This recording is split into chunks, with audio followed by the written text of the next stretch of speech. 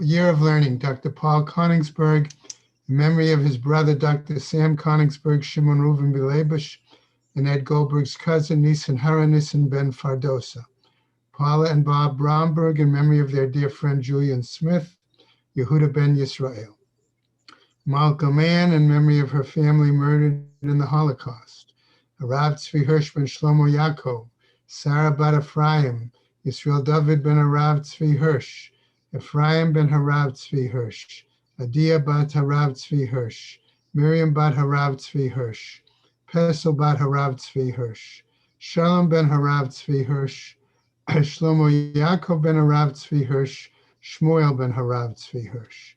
The many friends of Dr. Marvin Blush, Moshe Shalom ben Yitzchak Halevi, friends of Toby Paris, Sarah Tova bat Yisrael Dov, friends of Malka Levi, Malka bat Yosef, friends of Avi Gitler, Avram Meir ben Shimon, Cheryl Sher, her children and grandchildren, in memory of her uncle, founding member of BRS, Dr. Israel Brook, Yisrael ben Arav Akiva, Marcia Federbush and family, in memory of her husband, Dr. Oriel Paul Federbush, Oriel ben Harav Shimon, friends of Joe Wolf, Yosef ben Chaim, Sharon and Fred Lisker, their family and many friends, in memory of her dear mom, Harriet Friedman, Edelbat Yaakov.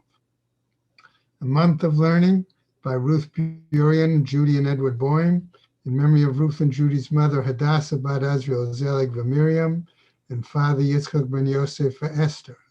Jill and Perry Meltzer, in memory of her father, Yaakov ben Yosef. B. Pizer, in memory of her mother, Razel bat Shammai, her stepfather, Avram Michal ben Shmuel Halevi. Josh and Carol Sanborn, in memory of his mother, Chiena bas Aryeh Leib, and his father, Shmuel Aryeh ben Baruch. Mel and Haran Haller, in memory of his mother, Fega bas Yaakov. A Week of Learning by Sandra and Marty Levine, and Brenda and Ed Parver, in memory of Sandra and Brenda's mother, Chaya Hudel bas Yaakov Leib, and their father, Betzalel ben Avraham Yehuda. The children, grandchildren, and great-grandchildren of Esther Shepatovsky, in memory of Esther Riva bas HaChazan Betzalel. Sid Peres, in memory of his mother, Judith bat Tzvi, and his father, Chaim ben Aaron HaKohen. Today being the 24th, is a day of learning by Norma and Stephen Hamburger, in memory of her mother, Hindel bas Aaron, by Rozelle Garfield, in memory of her father-in-law, Yehuda ben Shmuel, by Ernie Bloom, in memory of his mother, Alta Chana bas Harav Yechiel. When Shamas have an Aliyah, Kranker Afia, Velti Yeshia, and Chol B'nai Yisrael Fushlim. No, sorry. Right, when the Shamas have an Aliyah, Kranker Afia, Velti Yeshia, Shema Talia, and the Chol B'nai Yisrael, good Gebenchtia. Amen.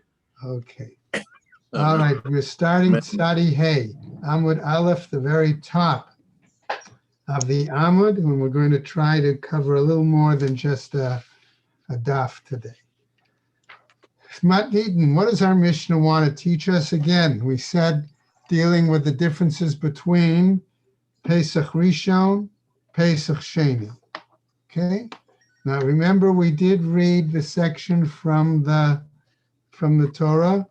Okay. And so now the Mishnah is dealing with some of the details. Ma bein Pesach Harishon l'Sheni, says the Mishnah. What's the difference? Harishon, all right, Asur b'chol babal yira'eh ubal yimatzeh. On the first, in other words, the 14th of Nisan, the prohibition that chametz may not be seen nor found. V'hasheni, chametz umatzah imo babayit, that he may have both chametz and matzah in the house at the same time. Harishon, second item, ta'un halel ba'achilato, that is part of the eating of the Korban Pesach, the dinner, okay? One recites Hallel. B'hasheni, eino ta'un Hallel ba'achilato. Korban Pesach eating on 14th of Iyar, no Hallel is recited during the eating. However, the Mishnah continues, Zeh v'zeh ta'un Hallel ba'asiyatan. Okay, but both of these, in other words, both Korban Pesach on the first occasion and the second occasion, do require recitation of Hallel during the, let's call it preparation, the right of the Korban Pesach. That would imply during the Shechita and the Zrika. Okay. Next item, V'nechalin Sli. Okay, they are both then eaten roasted, al matzah umurarim, okay, along with matzah and bitter herbs, v'dochin et haShabbat, and both of them take precedence over Shabbat, so that the Shechita and the Zrika is done on Shabbat as well. Okay, now our Gemara is going to raise the following. Given that we see, according to the Mishnah, that there are some differences and some similarities, okay, how does the use of the psukim clarify for us what's included and what's excluded? And that's what most of the rest of the daf, okay, is going to be dealing with.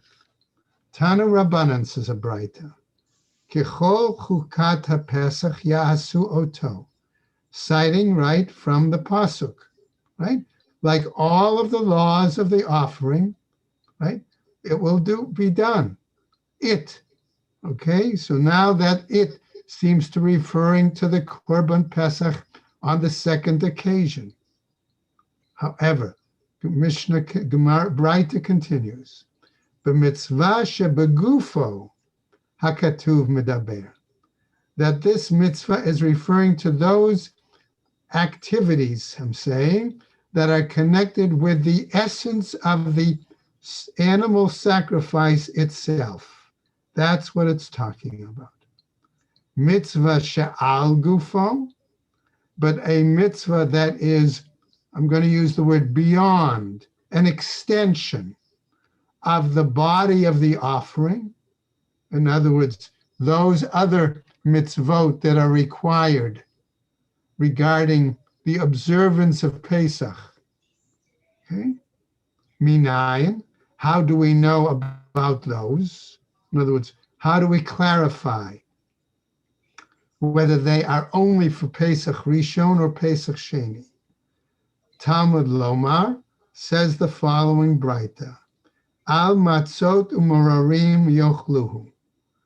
Okay, that again, the Mishnah says that one eats it with matzah and bitter herbs.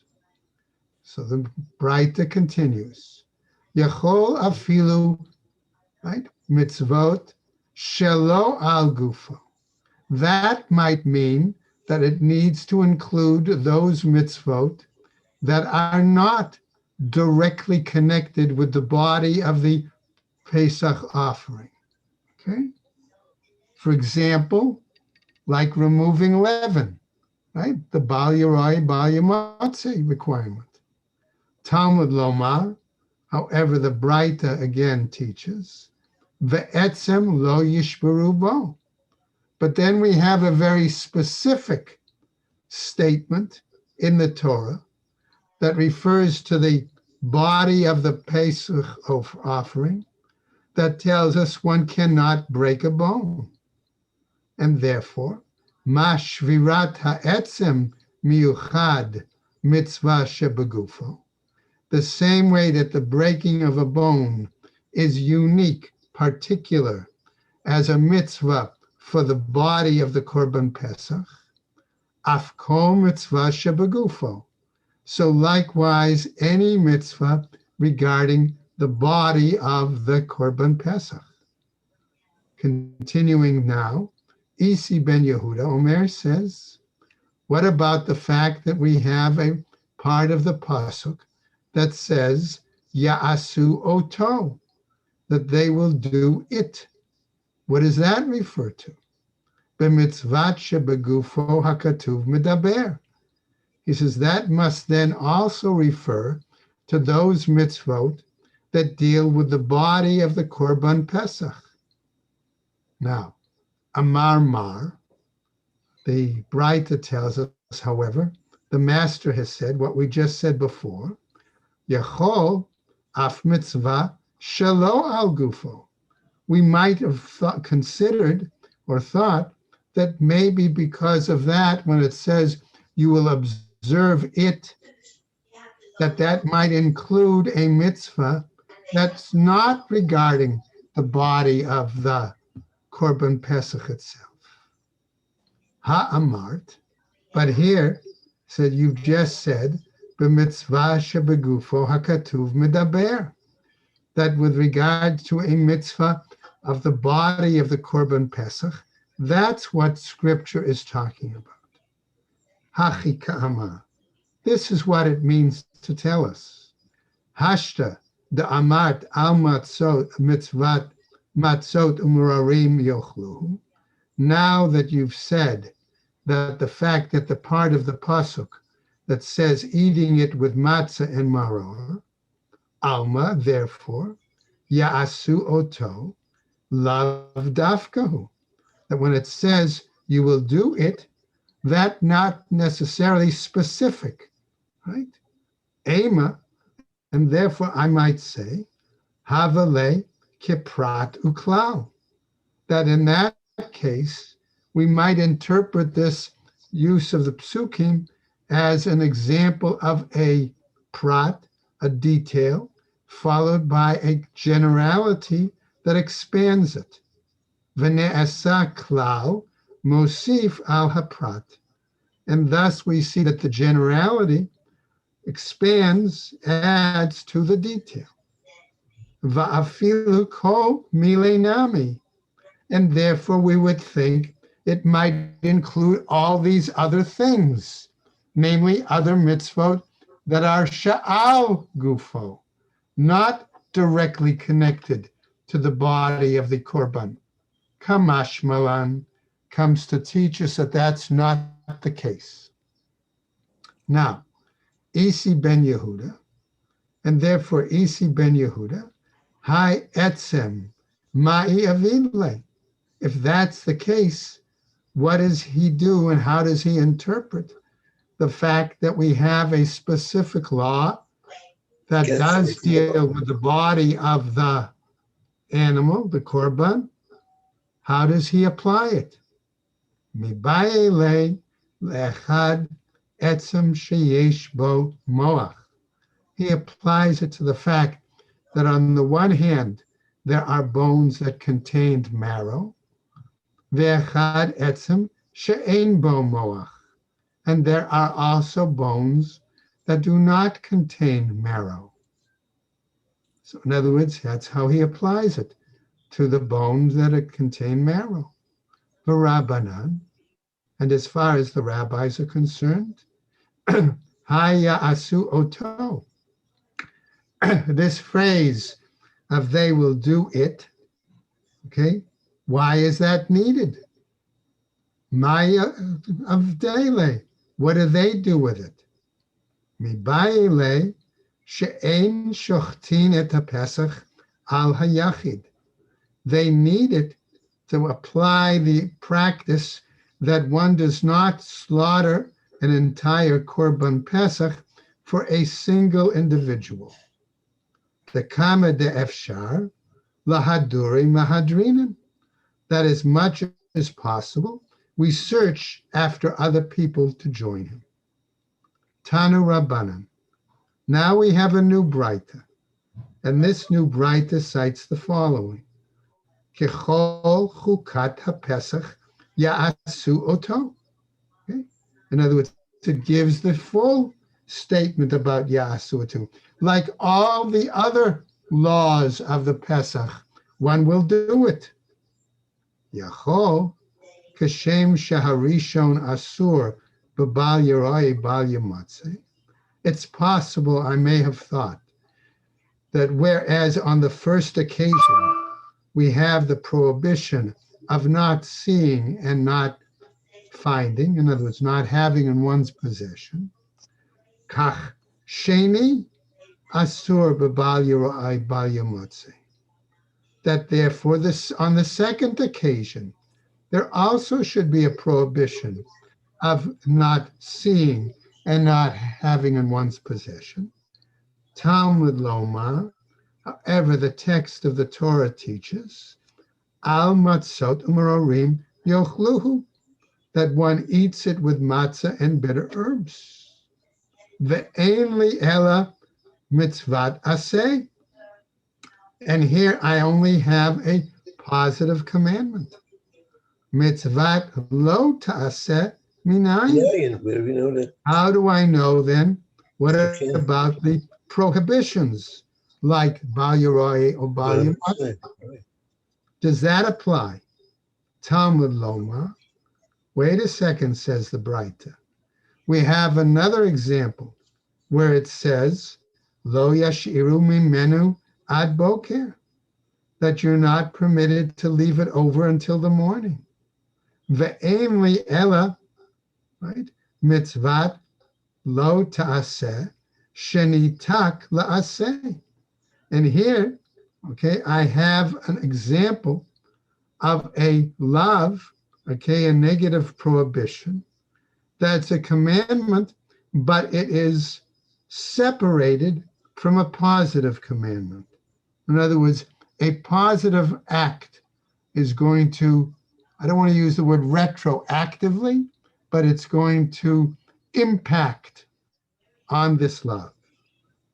Mitzvat lo ta'aseh gamur minayin.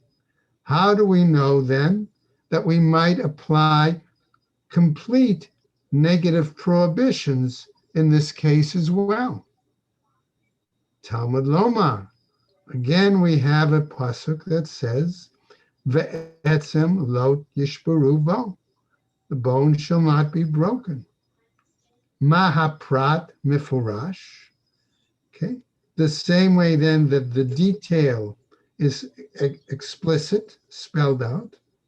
Mitzvat aseh, that when we have a positive commandment, velo ta'aseh shenitak la'aseh, and a negative commandment that is separated or remedied by a positive, velo ta'aseh gamur, and a complete negative prohibition, af kol mitzvat aseh, velo ta'aseh shenitak la'aseh, velo ta'aseh gamur. So likewise, we would need to apply to the second occasion any similar mitzvat aseh, positive commandment, any similar lo ta'aseh shenitak la'aseh, negative commandment that is remedied by a positive act, velo ta'aseh gamur, and any completely negative prohibition from the first occasion to the second. Now the Gemara continues. Wait a second. Maybe that's not the case. Maybe we don't have an example of prat uklau here. Maybe we have an example of psukim that with some psukim we include certain things, and other psukim tell us to exclude other things. So therefore we have the following. Biklale, in the generalization, the matzot umararim, okay?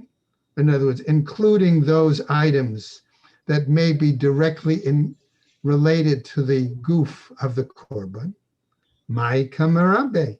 What then else does it include? Tzli esh. It includes it has to be roasted by fire. Beparte. And in its details, what does it exclude? Mai mima eple. What does it exclude? Hashbatat seor, namely the removal of any seor. Ipuch ana. Maybe I should flip it and say that just the opposite. Says the Gemara as an answer, Mitzvah de gufe adif. No, our understanding, okay, of the what's to be included is to those other commandments that deal with the body of the Korban Pesach. That's to be preferred. Fine. Let's go to another case. Biklale, in its generalization, we have a pasuk that says, "Delo yashiru mimenu ad boker," that we don't leave it over to the morning. Mai kamar bele. What else, therefore, does that include? Lo totsei mimenu. We cannot take it outside. In other words, it can't go outside not only the azara, it can't even go outside the house, okay, in which that korban is supposed to be, Pesach is supposed to be eaten. Didamele dahai mifsal benota. Why? Because in that case, it would become invalid just like nota, vahai mifsal biyotze, and would also become invalid by being brought out. Biparte, and in its details, mai kamima etle, what then does it exclude? Lo yira'eh v'lo yimatze, that it would not be seen and not be in one's possession. Dedamele dahai eino loker. Why? Because it's similar in this case that one doesn't get malchus. Dahava lav shenitak la'aseh. Because that is a lav, a negative prohibition that is separated and remedied by a positive act. Bahai eino loker. And in this situation, one doesn't get malchus. Dahavele lav shenitak la'aseh. So therefore, one does not get malchus on that kind of love when there is a positive act to remedy it. Excuse me. Okay, so what happens? Ipuch ana. Maybe I should reverse it, says the Gemara. Mitzvah de gufe adif. Again, a mitzvah connected with the body of the Korban Pesach is to be preferred. Let's go to the next example. Biklale, in the generalization of the following pasuk, de etzem lo yishbarubo. That says that we're not able to break a bone, right? Mai kimarbe, what does it include? Right? Al tochlu mimenu na, that one is not permitted to eat Korban Pesach raw. Beparte, and its details. Mai kamima'et, mami kama'ate, what does it eliminate? What does it exclude? Lo tishchat al chametz dam zivchi. Okay? Again, the prohibition that one should not slaughter it, okay, with chametz while in one's possession. Maybe I should reverse. Again, the Gemara answers, mitzvah de gufe adif, that a mitzvah dealing with the body of the Korban Pesach is again preferred. Okay. We now finish that part of the Gemara on the initial issue of the Mishnah, and we proceed with the next part of the Mishnah, namely Hallel. Harishon ta'on Hallel ba'achilato v'chule. Okay. And Gemara asks a basic question, Mina hani mili, how do we know? Right? Amar Rabbi Yochanan Mishum Rabbi Shimon ben Yehotzadik. Amar Kra, citing the pasuk, right? Hasher yihiyeh lachem kalil hitkadesh chag. Okay. Namely, the pasuk has nothing to do usually with the holiday, but here it's being applied to the fact that once the holiday is sanctified, okay, therefore, one should come up with shir, with praise. Laila hamikudash lechag. That seems to imply at night when we sanctify, when the night that it's become the holiday has become sanctified. Ta'un halel requires praises. Laila she'ein mikudash lechag, but a night in which a holiday is not sanctified, ein ta'un halel, does not require praises. Let's go on. Again from the Mishnah. Zeh v'zeh ta'unin halel ba'asiyatan. But when we perform certain acts of Korban Pesach, like its slaughter, I suggested, and its sprinkling, then Hallel does need to be recited on both occasions, 14th of Nisan and Pesach Sheni, 14th of Iyar. My Tama asks the Gemara, what's the reasoning? I might have thought, Laila Kamima'et, that maybe because of the nighttime, right? We don't slaughter Korban Pesach at night. We only do it in the day. Therefore, maybe the night would exclude it, right? Yom lo kamima'et. But on the daytime, we would not exclude it. Ve'bayatema. Or if you want, I might say as follows. Efshar Yisrael shochtin et pischein. Is it possible that Jews would slaughter their Passover offering? V'notlin et lulavehen. Or they would take their lulav and esrog for sukkahs. Ve'ein omrim halel. And they would not be saying Hallel. So again, that's the fact that Hallel is to be said during an act involving the Korban. Next part of our Mishnah, V'nechlin tzli v'chulei, that we say that it's eaten roasted, and it's also doche Shabbos. Right? Shabbos and, yes, we agree that it's Doches Shabbos, says the Gemara. Tuma lo. But Tuma, it does not defer. Matnitin deloka Rabbi Yehuda. It must be then that our Mishnah doesn't follow the view of Rabbi Yehuda. Tanya, as taught elsewhere in a Braita, Dochet HaShabbat ve'ein Dochet HaTuma. Okay? The Tanakama says in the Braita that it defers the Shabbat, but it does not defer Tuma. Rabbi Yehuda Omer, says Rabbi Yehuda, Af doche et hatuma, that it also defers Tuma. Okay? And we know that if the majority of the community is Tameh, you still carry out Korban Pesach in Tuma. So the Gemara asks, my Tama de Tanakama, what's the reasoning for Tanakama's view? Mipnei Tuma de Chitiv, that he claims that in regards to Tuma, it gets put off. Yachzor v'yaseh b'Tuma, okay, that one should come back and do it while in a state of Tuma. V'Rebbe Yehuda, whereas Rebbe Yehuda, HaTorah chazra alav la'asoto b'tahara. He argues that the Torah comes to tell us that when we should do the Korban Pesach, it should be carried out in Tahara.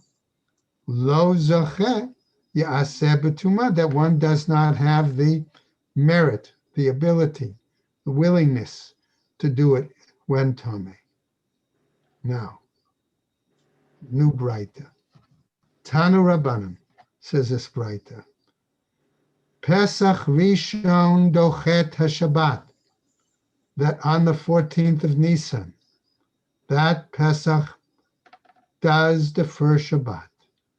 Pesach Sheni Dochet HaShabbat.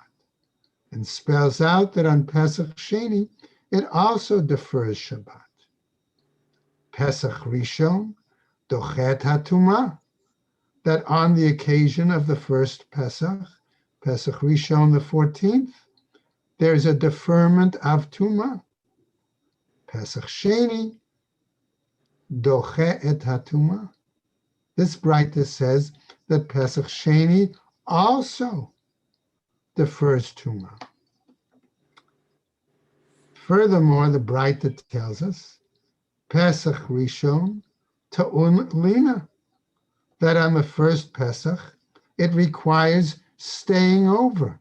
Namely, that people do not, they come, they bring their Korban Pesach, and they cannot leave Yerushalayim. Pesach Sheni ta'un lina.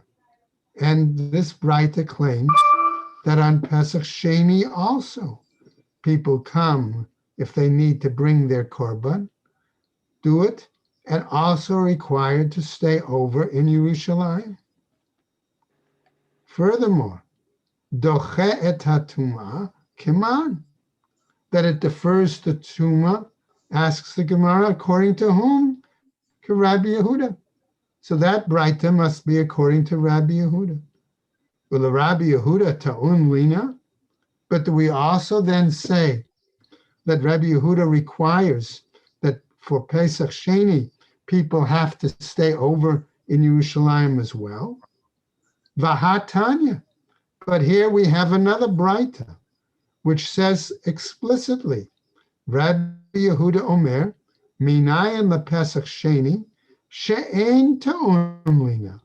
How do we know that Pesach Sheni does not require staying over? Right? Shene'amar. Why? Because it says, Ufanita baboker v'halachta. La'ahalecha. That you will turn in the morning and you will go to your tent, residence. Uktiv. And immediately afterwards it's written, Sheishet yamim tochal matzot. 6 days you shall eat matzah. Namely, this was how it was darshaned, Hane'echal l'shisha, where we have to eat for 6 days, ta'un lina, that requires staying over. She'ein ne'echal l'shisha, when it's not required eating for 6 days following, ein ta'un lina, we do not require staying. So how is that possible? Asks the Gemara. I mean, it doesn't ask the question directly. It wants us to ask the question. Trei Tanai va'aliba de Rabbi Yehuda. Namely, there are two different Tanaim, okay, and they each have a different Masorah as to what Rabbi Yehuda's approach was, okay? Now we get to another Mishnah. Now, of course, we've been discussing this detail of Tumah, and therefore the Mishnah continues.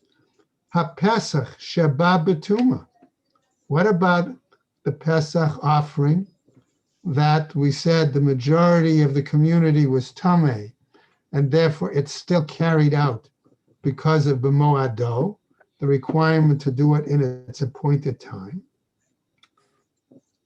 The Mishnah says, Lo yochlu mimenu, the following people may not eat from it. Zavin v'zavot, males and females who had some sort of a immersion, flow. Nidot, women in nida. V'yoldot, women who've given birth and are still tummy. Ve'im achlu, but they ate, paturin mikaret, they are exempt from karet. The Rebbe Eliezer poter af al biat mikdash, and Rebbe Eliezer actually exempts them if they were to come into the temple precinct. Gemara. Rashi says as follows. Here the following Braita. Tanu Rabbanan. Zavin v'zavot, nidot v'yoldot, she'achlu b'Pesach. Males and females who had a flow. Nidot v'yoldot. Right? She'achlu, that they ate the Korban Pesach. Sheba betuma, right? That it came and was offered in a status of being impure. Yachol yihu chayavim. We may have thought that they would be chayav koret. Talmud loma, the text, however, teaches us, kol tahor yeochel. Anyone who is tahor may eat of it. Basar, okay, from eat that meat. Vahanefesh asher tochal basar mizevach hashlamim asher l'Hashem v'tumato alav. But the being who may eat from the meat of the offering, of the shlamim offering, which is similar to animal to the korban, right, which was offered, right, and that individual is tameh, v'nichrita, becomes, right, subject to kari. Ne'achal v'tohori, if it's going to be eaten by those that are tahor, chayavin alav mishum tameh, then it must imply then that there's an obligation upon those that are tameh. V'she'eno ne'achal v'tohori, and when it's not capable of being eaten by those that are tahor, ein tme'in chayavin alav mishum tameh, then those who are tameh are not subject to koret because of the tumor. Now, Rabbi Eliezer Omer, says Rabbi Eliezer, Yechol dachko zavin v'nichnesu la'azara b'Pesach haba b'tumah. Maybe we might think it's possible that all those tameh people, all these zavin who are waiting, let's say, in the women's courtyard, push themselves through the door and they come into the temple precinct, okay? And therefore, it implies that that's going to be a situation when we offer the Korban Pesach, even in a status of Tameh, Yechol yihu chayavim, that maybe then they should still be held punishable by karet. Talmud loma. However, the Torah text has taught us, Vayishlachu min hamachaneh kol tsarua v'chol zab v'chol tameh v'nefesh, that you will send them out from the camp, anyone who is sarua, let's say lame, and so zab for the flow, or who's tameh in their person. Bazman shetama'ei meitim mishtalchim, and therefore we realize and learn and say that when at the time when those who are tameh because of a corpse are sent out, zavin u'mitzorein mishtalchim, then others who are tameh of other varieties are also sent out.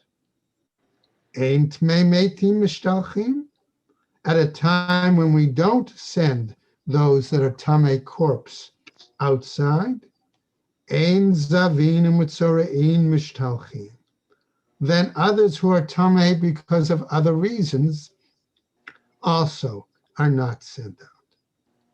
Now we have a shaila. The following was asked by Rabbi Yosef. He says as follows: what about the following situation? Dachakut me'em meitim. Let's say it was a bunch of individuals who were tamei meis, and they pushed themselves through the doorway. V'nichnesu laheichal b'Pesach haba b'tumah, and they entered the heichal, not just the azara, on an occasion when the Korban Pesach was offered in the majority people being tamei. What's the law then? Mida ishtare tumat azara, ishtare nami tumat hechal. Do we say that since they permitted the offering, okay, since the majority of people were tamei, and it was carried out in the temple courtyard, that therefore they're also permitted, these tamei people, in the hechal? O Dilma, or perhaps Maida ishtare ishtare, Maida lo ishtare, that where it's permitted, and where it's not permitted, it's not permitted. Amar Rava, and Rava answers Amar Kra, says the pasuk, Vayishalchu min hamachaneh, that they were sent from the camp. Afilu miktzat mechaneh, even from a small portion of the camp. Ikeda Amri, and there are those who say Rava answered it the following way. Amar Rava, Amar Kra.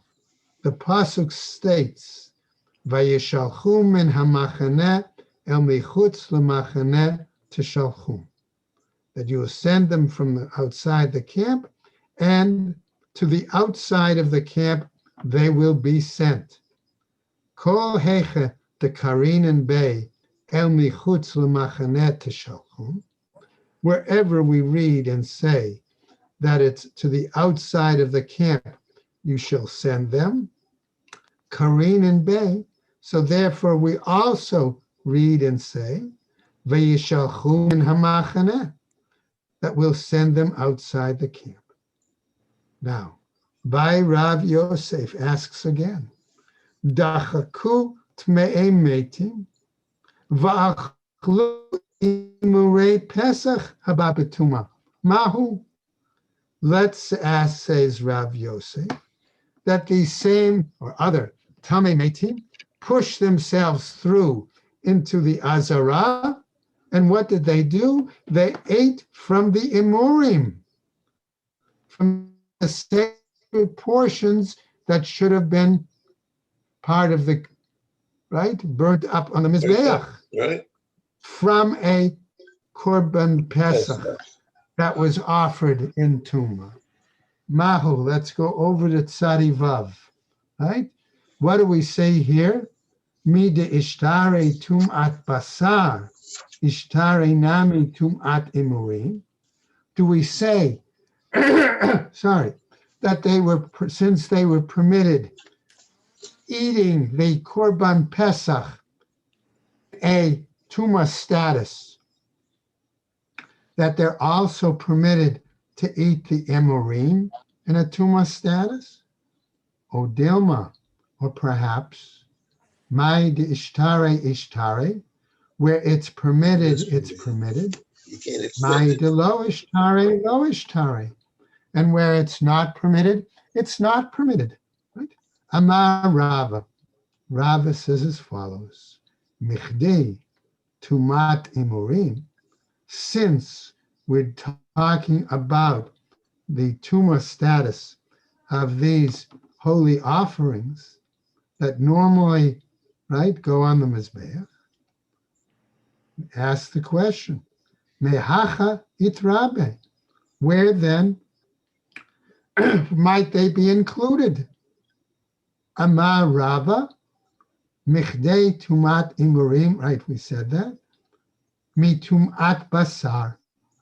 Maybe they're included based on the permission to eat the Korban Pesach when it's offered in a status of Tumah. Dichtib, because it's written, Asher Lashem, the Rabot et ha'emurim. Maybe it says that which is for Hashem, maybe that comes to include the Imurim, the sacred portions. Now, the Gemara tells us, Kol hecha de ite letumat basar. Maybe wherever it exists that we have the tuma meat, ite letumat imurim, Therefore, we also have the situation of tumat emurim, kol hecha delite l'tumat basar, where we don't have a situation, okay, where it's of the korban pesach being offered in a condition, a status, lite l'tumat emurim, we no longer have a situation of the tuma for the emurim. Rabbi Zera now asks a shaila. Ba'i Rabbi Zera, he asks as follows: Imurei Pesach Mitzrayim, Hecha Aktarinu. Interesting question. Those offerings, okay, most holy offerings that would normally have been burnt on the altar, but in regarding the very first Korban Pesach, when they were leaving Egypt, where would they have been burnt up? Amar le Abai, and so Abai responds, Uman le malan delo shifiske ibud. Is there anyone telling us that they didn't make them roasted? In other words, that they could have put them simply on spits and roasted it, okay, and not built altars to burn them on? Amar le Abai, Uman le malan. Okay, we said that. Va'od, and furthermore. Is it starting to rain? Tana Rav Yosef. It was also taught by Rav Yosef. Shlosha mizbachot hayusha. That they did have altars there. On what basis? Because it says, Al hamashkof va'al shtei hamezuzot. That they had doorways, right? The two, and furthermore, midi achrina lo haba, and nothing else they had. So in other words, they could have taken, after they had put the blood, right, and the Malach HaMavis passed over, they could have taken the wood, theoretically, from the doorways, set that up as I'll call it for the moment, a mini altar, okay, and burnt it on there. So that's the situation. That's his answer. Okay. Now we're going to get just at least to the following Mishnah. All right. And then we're going to stop for today. Mishnah says, Ma bein Pesach Mitzrayim the Pesach Dorot. What is the classical question? What was the difference between that first Pesach that they performed, let's say, on their preparation and to leave Egypt, and Pesach Dorot, namely the Pesach that we observe in later generations? Pesach Mitzrayim, Mikhu Mibe'asor, V'ta'un haza'av ba'agudat ezov, va'al hamashkov, va'al shtei hamezuzot, v'ne'echal b'chipazon, b'layla echad. Right, so let's go over that. Whereas, regarding Pesach, when they were leaving Egypt, right, we asked what was the difference. The Pesach, when they were leaving Egypt, they selected and put aside, purchased that animal on the 10th day of the month. V'ta'un haza'ah, and it needed, right, sprinkling, right? Ba'agudat ezov, they needed to take hyssop, right, and sprinkle, right? A consecration act. Va'al hamashkof, and remember the blood was then also sprinkled on the doorposts, va'al shtei mezuzot, and on the lintel and the doorposts. All of that had to be done with the blood of the Korban Pesach. V'ne'echal b'chipazon b'layla echad, and they had to eat it in fast food. They had to eat it quickly on that night. Pesach dorot noheg kol shiva. And Pesach for generations, we practice and observe for 7 days. Okay? So we're going to stop there today. And tomorrow we'll pick up. I'm not sure whether we'll start at 8:30 because it's going to be a little longer davening tomorrow, right? So somewhere between 8:30 and 20 of is where we'll try to start. Okay, and we'll go through as much of the rest of Tzadi Vav and Tzadi Vav Amud Beis, and try to get at least a jump if we can on Tzadi Zayin as well. All right. Okay, so everybody be well and take care.